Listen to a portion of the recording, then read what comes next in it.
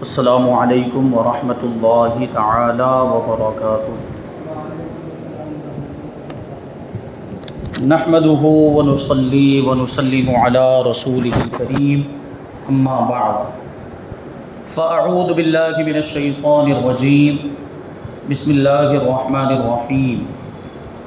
ان اللہ وملائکتہ یصلون علی النبی یا ایہا الذین آمنوا صلوا علیہ وسلموا تسلیما۔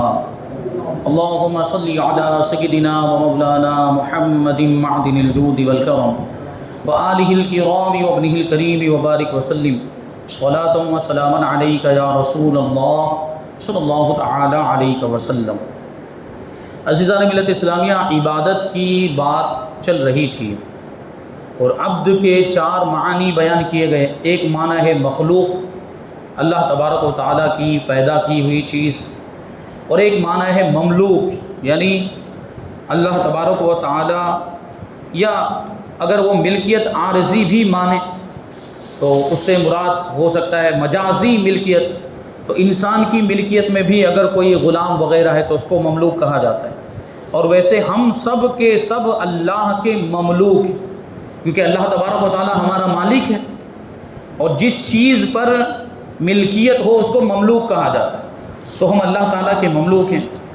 اسی طریقے سے عبد کا ایک معنی ہوتا ہے مطیع و فرما بردار، تو چونکہ ہم اللہ تبارک و تعالیٰ کے مطیع و فرما بردار ہیں، اور پھر یہ کہ فنا فی اللہ، یہ سب معنی یہاں پر بیان کیے گئے۔ اب عبادت کے بارے میں کہتے ہیں کہ عبادت کے اصطلاحی معنی یہ ہیں کہ کسی کو خالق یا خالق کا حصے دار مان کر اس کی اطاعت کرنا، یعنی کسی کو پیدا کرنے والا، پوری کائنات کو پیدا کرنے والا، کسی کو پیدا کرنے والا مان کر، یا خالق کا حصے دار مان کر۔ حصے دار ماننے کا کیا مطلب ہوا کہ اللہ تبارک و تعالیٰ خالق ہے، وہ خالق کائنات ہے، تو اس کی تو عبادت کی جائے گی، اس کی اطاعت کی جائے، لیکن اس کے ساتھ کسی کو حصے دار مان لے کہ اللہ تبارک و تعالیٰ نے پوری کائنات کو بنایا، تو معاذ اللہ کوئی ایسا عقیدہ رکھے کہ اس نے کسی کی مدد لی، اس میں کوئی دوسرا بھی شریک تھا، اس میں کوئی دوسرا بھی حصے دار تھا، تو اس کی بھی عبادت کرنی چاہیے، معاذ اللہ ایسا کوئی عقیدہ رکھے تو اس کو عبادت کہا جائے گا۔ یعنی کسی دوسرے کی اگر عبادت کرے خدا کو چھوڑ کر تو وہ تو شرک ہو جائے گا، لیکن وہ بھی تو ہے عبادت ہی۔ خالق مان کر عبادت کرنا یا خالق کا حصے دار مان کر عبادت کرنا، تو یہ ہے عبادت کا مفہوم۔ جب تک کہ یہ نیت نہ ہو تب تک اسے عبادت نہیں کہا جائے گا۔ اب بت پرست بت کے سامنے سجدہ کرتے ہیں، بتوں کی پوجا کرنے والے، مورتیوں کی پوجا کرنے والے، وہ مورتیوں کے سامنے سجدہ کرتا ہے، اور مسلمان کعبے کے سامنے سجدہ کرتا ہے۔ دیکھیں ابھی بہت باریک بات یہاں پر بیان کرنے جا رہے ہیں، توجہ کے ساتھ سماعت کریں گے کہ بت کی پوجا کرنے والا، مورتی کی پوجا کرنے والا مورتی کے سامنے جھکتا ہے کہ نہیں جھکتا؟ اور اسی طرح ایک مسلمان بھی تو خانہ کعبہ کے سامنے جھکتا ہے۔ اب وہ مورتی بھی پتھر کی بنی ہوئی ہے، خانہ کعبہ بھی پتھر کا بنا ہوا ہے کہ نہیں، لیکن کیا وجہ ہے کہ ہم ایک بت پرست کو مشرک کہہ رہے ہیں، اور یہاں خانہ کعبہ کے سامنے سجدہ کرنے والے کو یا خانہ کعبہ کے سامنے جھکنے والے کو ہم موحد کہہ رہے ہیں، توحید پرست کہہ رہے ہیں، یعنی اللہ کو ایک ماننے والا کہہ رہے ہیں۔ تو دونوں میں فرق کیا ہے؟ وہی نیت کا فرق کہ وہ بت پرست بت کے سامنے جو جھکتا ہے، مورتی کی جو عبادت کرتا ہے، تو اس کو خدا مانتا ہے، اس کو خالق مانتا ہے، یا خالق کا حصے دار مانتا ہے، اس لیے وہ مشرک ہو گیا۔ اور ایک مسلمان خانہ کعبہ کے سامنے جھکتا ہے، خانہ کعبہ کے سامنے سجدہ کرتا ہے، خانہ کعبہ کے سامنے رکوع کرتا ہے، عبادت کرتا ہے، تو وہ خانہ کعبہ کو خدا نہیں سمجھتا ہے، وہ خانہ کعبہ کو خالق یا خالق کا حصے دار نہیں سمجھتا ہے۔ وہ تو اللہ تعالیٰ کا حکم ہے کہ خانہ کعبہ کی طرف عبادتوں میں رخ کرو، اس کی طرف چہرہ کرو، تو اسی کے حکم پر عمل کرتے ہوئے عبادت تو اللہ ہی کی کرتا ہے، عبادت تو وہ خدا ہی کی کرتا ہے، اور اسی کو خالق مانتا ہے، اور اسی کو سب کچھ مانتا ہے، تو یہ شرک نہیں ہے۔ اس میں نیتوں کی وجہ سے فرق ہو گیا، اسی کو بیان کرتے ہیں، کہتے ہیں کہ وہاں بھی پتھر ہی ہے اور یہاں بھی پتھر ہے، یعنی بت وہ بھی پتھر کا بنا ہوا، خانہ کعبہ بھی پتھر کا بنا ہوا ہے، لیکن وہ مشرک ہے، بت پرست مشرک ہے، اور ہم موحد ہیں، یعنی ہم توحید پرست ہیں، اللہ کو ایک ماننے والے۔ تو ہندو اپنے دیوتاؤں رام چندر وغیرہ کو مانتا ہے، اور مسلمان ایک اور بات بتائیں گے، اور مسلمان نبیوں اور ولیوں کو مانتے ہیں۔ دیکھیں یہ بھی بات آ گئی کہ ہندو اپنے دیوتاؤں کو مان رہے ہیں اور اسی طرح ان کے بھگوان، وہ ہزاروں کی تعداد میں ان کے بھگوان. تو ہم بھی تو نبیوں کو ولیوں کو مانتے ہیں. تو اب یہاں پر بھی وہی بات آ جاتی ہے کہ وہ اپنے دیوی دیوتا کو مانتے ہیں تو ہم ان کو مشرک کہتے ہیں، جبکہ ہم خود بھی نبیوں اور ولیوں کو مانتے ہیں، اس کے باوجود بھی ہم توحید پرست ہی رہتے ہیں، ہم اللہ کو ایک ماننے والے مومن ہی رہتے ہیں، ہم مشرک نہیں ہوتے. تو یہاں بھی نیتوں کا فرق ہے کہ وہ اپنے دیوی دیوتاؤں کو خالق مانتے ہیں یا خالق کا حصے دار مانتے ہیں، عبادت کا مستحق مانتے ہیں، اس لیے وہاں وہ مشرک ہو جاتے ہیں. اور ہم اللہ کے ولیوں کو یا انبیاء کرام کو خدا نہیں مانتے، ہم خدا کا شریک بھی نہیں مانتے. ہم انبیاء کرام کو اور اولیاء کرام کو عبادت کا مستحق نہیں مانتے. ہم تو انبیاء کرام اور اولیاء کرام کو اللہ کا محبوب اور مقبول بندہ مانتے ہیں، اور اسی اعتبار سے ہم ان کو مانتے ہیں اور ان کا وسیلہ اللہ کی بارگاہ میں پیش کرتے ہیں کیونکہ وہ اللہ کی بارگاہ میں مقبول ہے. تو یہ نیتوں کا فرق ہو گیا. نیت کے فرق کی وجہ سے وہاں ان کی وہ نیت تھی، غلط نیت تھی، شرک والی نیت تھی، اس لیے وہ ہندو مشرک ہو گئے. لیکن ہم انبیاء کرام کو اولیاء کرام کو مانتے ہیں، ہماری نیت صحیح ہے، اس لیے ہم مشرک نہیں ہیں، ہم توحید پرست ہیں، ہم مومن ہیں، ہم خدا کو ایک ماننے والے ہیں. تو کیا وجہ ہے، وہی کہہ رہے ہیں کیا وجہ ہے کہ وہ دیوتاؤں کو ماننے کی وجہ سے مشرک ہو گئے اور یہ مسلمان موحد ہی رہے؟ تو فرق یہی ہے کہ وہ انہیں الوہیت میں حصے دار مانتا ہے. ہندو اپنے دیوتاؤں کو خدا ہونے میں حصے دار مانتا ہے، یعنی خدا مانتا ہے، بھگوان مانتا ہے، یا جو بھی ان کے اعتبار سے جو شرک والا عقیدہ. اور ہم انبیاء کرام کو اور ولیوں کو اللہ کا خاص بندہ مانتے ہیں، ان کو خدا نہیں مانتے ہم. بہرحال عبادت میں یہ قید ہے کہ جس کی اطاعت کرے اس کو اپنا خالق مانے، اپنا پیدا کرنے والا مانے. تو اس طور پر اگر عبادت کرے گا کسی کی کہ اس کو اپنا پیدا کرنے والا مان رہا ہے تو ایسی صورت میں وہ شرک ہو جائے گا. عبادت کی بہت ساری قسمیں ہیں، نماز، روزہ، حج، زکوٰۃ، بلکہ یوں سمجھو کہ جو بھی جائز کام اللہ کو راضی کرنے کی نیت سے کیا جائے وہ عبادت. جو بھی جائز کام، ابھی گناہ کا کام تو عبادت ہو ہی نہیں سکتا، نافرمانی کا کام تو عبادت ہو ہی نہیں سکتا، اس لیے جائز کام کہہ رہے ہیں. جو بھی جائز کام اللہ کو راضی کرنے کی نیت سے کیا جائے وہ عبادت بن جائے گا. جیسے ابھی سمجھائیں گے، یہاں تک کہ آدمی رب کو راضی کرنے کے لیے اپنے بچوں کو پالے تو یہ بھی عبادت ہے. بچوں کو پالنا خالص دنیاوی کام ہے. اب یہ دنیا کا قانون بنا ہوا ہے کہ بچوں کو پالنا پڑتا ہے اور بچوں کی ساری ضرورتوں کو پورا کرنا پڑتا ہے، ان کے خرچے برداشت کرنے پڑتے ہیں. لیکن اس میں بھی اگر نیت اچھی کر لے اور اللہ کو راضی کرنے کی نیت کر لے، یہ نیت کر لے کہ اللہ تبارک و تعالیٰ کا حکم ہے کہ بچوں کو پالا جائے، بچوں کی اہل و عیال کی ضرورتوں کو پورا کیا جائے، اور اس کے حکم پر عمل کرنے کے لیے ہم ایسا کر رہے ہیں، تو پھر یہ بھی عبادت. پھر کمانا بھی عبادت ہو جائے گا، بچوں کو کھلانا بھی عبادت ہو جائے گا، بیوی کو کھلانا بھی عبادت ہو جائے گا. نیت اچھی کر لی جائے تو نیت کی وجہ سے وہ جائز کام عبادت میں تبدیل ہو جاتا ہے. تو یہ عبادت ہو جائے گا اور اس میں ثواب بھی ملے گا. یہ کلمہ ان سب کو شامل، یعنی ان ساری عبادتوں کو شامل ہے. اس طرح بندہ بننے کی بہت سی صفتیں ہیں، بہت سی صورتیں ہیں. رب کی رضا میں راضی رہنا، یعنی اللہ ہمیں جس حالت میں رکھے ہم اس میں راضی، چاہے مصیبت میں رکھے چاہے آرام میں رکھے، ہر حالت میں ہم راضی، کیونکہ جس حالت میں ہم ہیں اس حالت میں ہم کو کس نے رکھا ہے؟ اللہ نے رکھا ہے. یعنی اس میں اللہ کی رضا ہے تو ہم اللہ کی رضا میں راضی رہیں. یہ بندہ ہونے کی ایک صفت ہے. اور اس کی نعمت پر شکر ادا کرنا، اس کی بلا و مصیبت پر صبر کرنا، اپنے عقائد کو درست کرنا، غرض کے اپنے میں بندوں کی سی صفات پیدا کرنا، یہ سب معانی بھی اسی کلمے میں آ گئے. نعبدو کو جمع کے صیغے سے کس طرح فرمایا؟ نعبدو فرمایا کہ ہم تیری ہی عبادت کرتے ہیں. تو یہ سارے کام عبادت میں آ گئے. جو بھی کام اچھی نیت کے ساتھ کیا جائے، رب کو راضی کرنے کی نیت سے کیا جائے، وہ سب عبادت میں شمار ہوں گے. اب یہاں پہ ایک نقطہ بیان کریں گے، آگے اس کو توجہ کے ساتھ سماعت کریں گے کہ ہم نے بھی سنا ایاک نعبدو. ایاک نعبدو کا مطلب کیا ہوتا ہے؟ کہ ہم تیری ہی عبادت کرتے ہیں. جبکہ نماز پڑھنے والا جب سورہ فاتحہ پڑھتا ہے اور وہ یہ آیت کریمہ پڑھے گا، یا ہم نماز کے باہر بھی اگر سورہ فاتحہ پڑھیں اور یہ آیت کریمہ پڑھیں، تو وہ پڑھنے والے ہم اکیلے ہوتے کہ نہیں ہوتے؟ پڑھنے والے ہم اکیلے ہوتے. تو کیا آنا چاہیے تھا اس میں؟ کہ میں تیری عبادت کرتا ہوں، یہ آنا چاہیے. میں تیری عبادت کرتا ہوں، یہ آنا چاہیے تھا. جبکہ کیا آیا یہاں پر؟ ہم تیری عبادت کرتے ہیں. یعنی یہاں پر جمع کا صیغہ آیا، بہو وچن کا لفظ آیا. ایک وچن نہیں آیا کہ میں تیری عبادت کرتا ہوں، بلکہ کیا آیا؟ ہم تیری عبادت کرتے ہیں.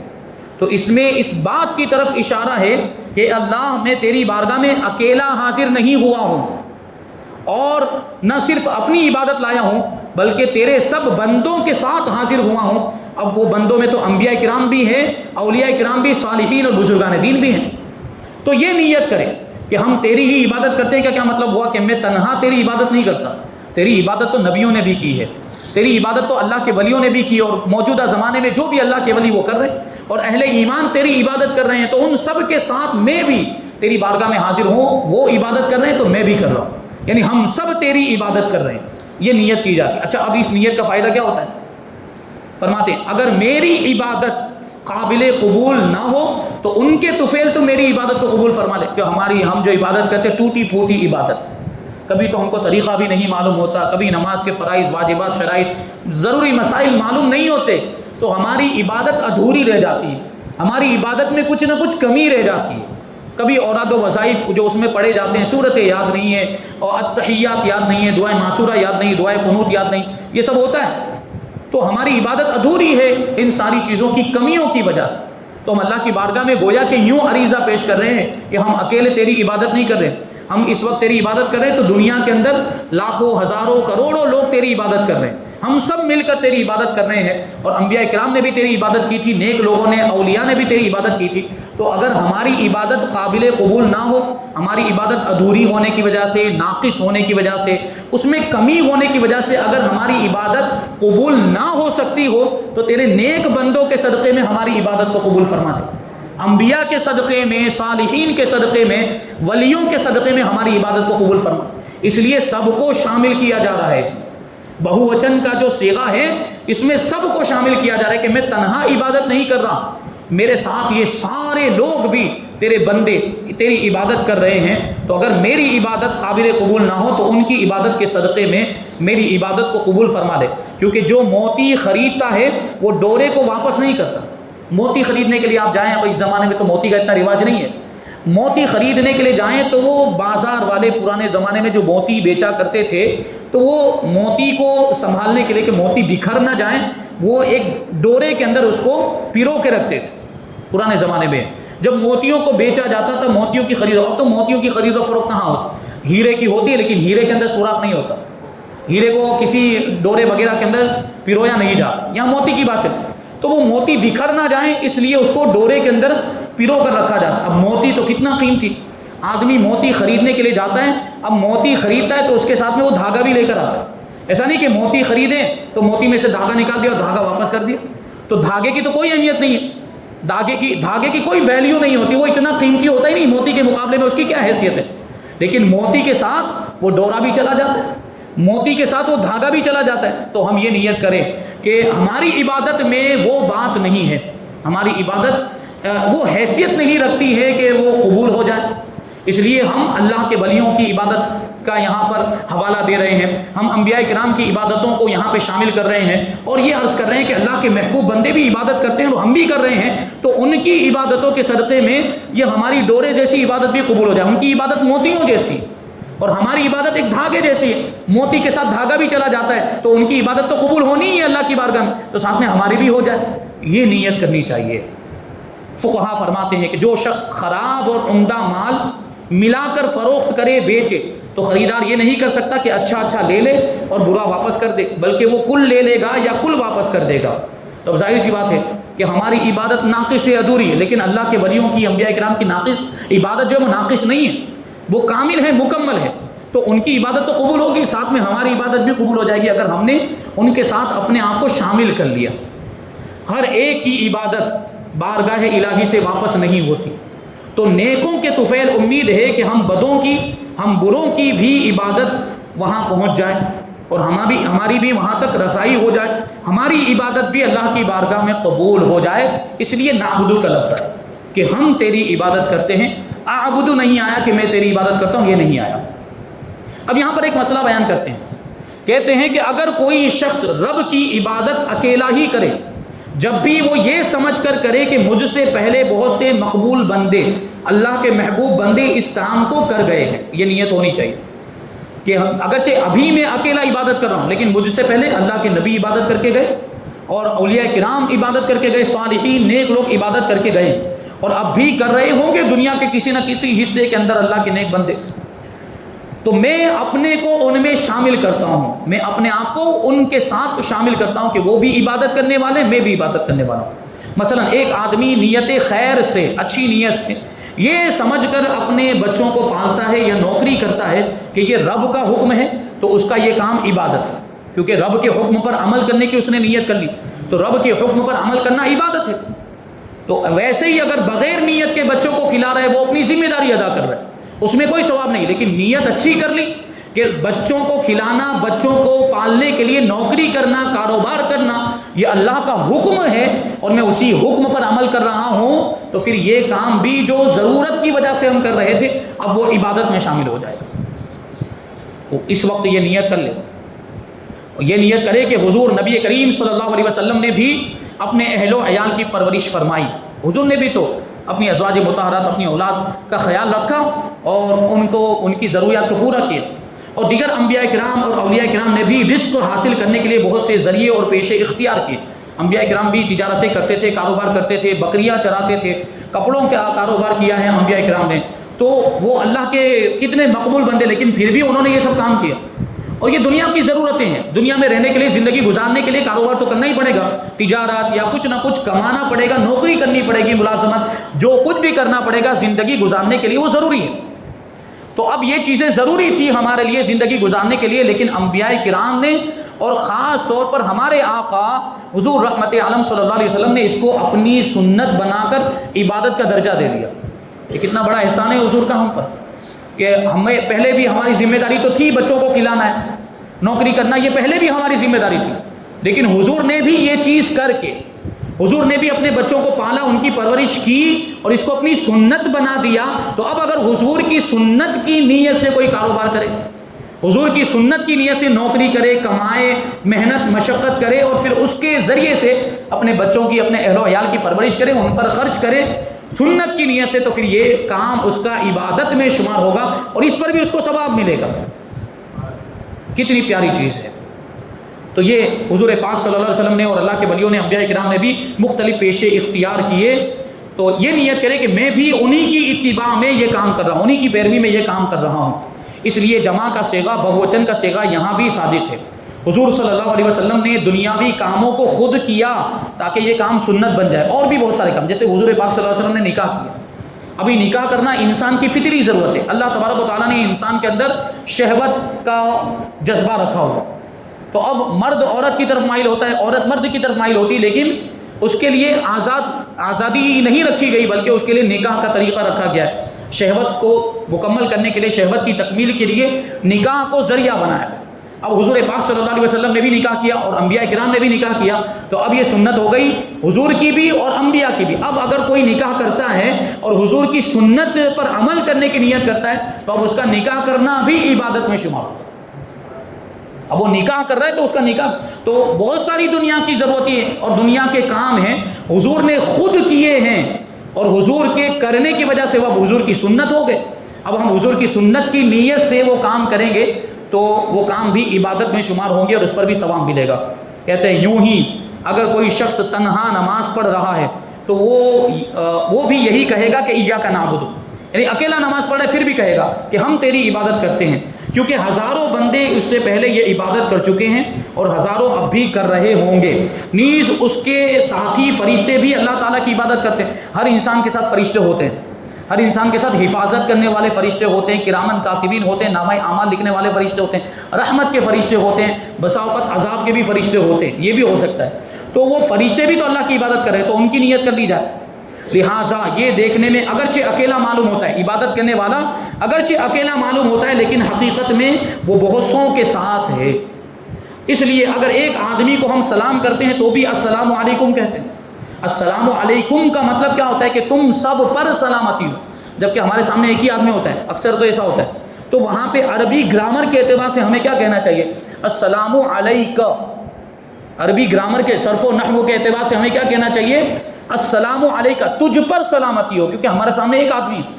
ابھی کئی لوگ ہیں اور السلام علیکم کہیں تو بات سمجھ میں آتی کہ تم سب پر سلامتی ہو، 3-4 لوگ سامنے تھے ہمارے، تو ہم نے کہا السلام علیکم، تم سب پر سلامتی ہو، تو یہاں تو یہ بات سمجھ میں آتی ہے۔ لیکن جب ایک آدمی کو ہم سلام کرتے ہیں تب بھی تو السلام علیکم ہی کہتے، وہاں السلام علیکہ نہیں کہتے. کیوں؟ وہاں ہم فرشتوں کو بھی شامل کر لیتے. السلام علیکم، تم پر سلامتی ہو، تمہارے ساتھ جو فرشتے ہیں، حفاظت کے فرشتے اور نامہ اعمال لکھنے والے فرشتے، ان پر بھی سلامتی ہو. تو اس طرح یہ جمع کا صیغہ استعمال کیا جاتا ہے. تو اس سے معلوم ہوا کہ جماعت سے نماز پڑھنی چاہیے. ایاک نعبد، اس سے ایک بات یہ بھی تو پتہ چل رہی کہ ہم تیری عبادت کر رہے ہیں. تو اگر ظاہری طور پر بھی اس بات کو ہم سچ کرنا چاہتے ہیں تو ہم کو جماعت کے ساتھ مل کر نماز پڑھنی چاہیے. تو پھر ہم ایسے موقع پر بولیں گے ایاک نعبد، تو یہ پوری جماعت کی طرف سے ہو جائے گا کہ ہم تیری ہی عبادت کرتے ہیں. یعنی اب گویا کہ ہم سب مل کر یہ کہہ رہے ہیں کہ ہم تیری ہی عبادت کرتے ہیں. اسی وجہ سے جماعت کے ساتھ نماز پڑھنا یہ واجب ہے. بلکہ ہر عبادت مسلمانوں کے اجتماع کا مقام ہے. ہر عبادت میں اجتماع ہونا چاہیے، یعنی سب کو مل جل کر کرنی چاہیے. کہ بغیر جماعت عبادت ناقص ہوتی ہے. نماز جیسے میں نے ابھی کہا کہ نماز اگر بغیر جماعت کے پڑھی جائے تو وہ ایک واجب چھوٹ جاتا ہے اور اس میں کسی نہ کسی طرح کی کمی رہ جاتی. اس لیے جماعت کے ساتھ ہی نماز پڑھنی چاہیے. قرآن مجید کے اندر بھی جگہ جگہ اس کا حکم دیا گیا. وَارْكَعُوا مَعَ الرَّاكِعِينَ، رکوع کرنے والوں کے ساتھ رکوع کرو، سجدہ کرنے والوں کے ساتھ سجدہ کرو، نماز پڑھنے والوں کے ساتھ نماز پڑھو. مطلب کیا ہے؟ سب مل کر جماعت کے ساتھ نماز پڑھو. تو یہ اس سے فائدے نکلتے ہیں. ایاک نعبد سے یہ اتنے نقطے نکلتے ہیں اور یہ پوائنٹ نکلتے ہیں. اب اس کے بعد اس آیت کریمہ کی صوفیانہ تفسیر بیان کریں گے. اس کو انشاءاللہ ہم آئندہ درس میں شامل کریں گے. اور اس کے بعد کچھ اعتراضات ہیں اور اعتراضات اور ان کے جوابات بھی ہم آئندہ شامل کریں گے. اللہ تبارک و تعالیٰ کی بارگاہ میں دعا ہے کہ جو کچھ بھی بیان ہوا اس پر ہم سب کو عمل کرنے کی توفیق عطا فرمائے اور نور قرآن سے ہم سب کے دلوں کو روشن اور منور فرمائے. وما علینا الا البلاغ. السلام علیکم.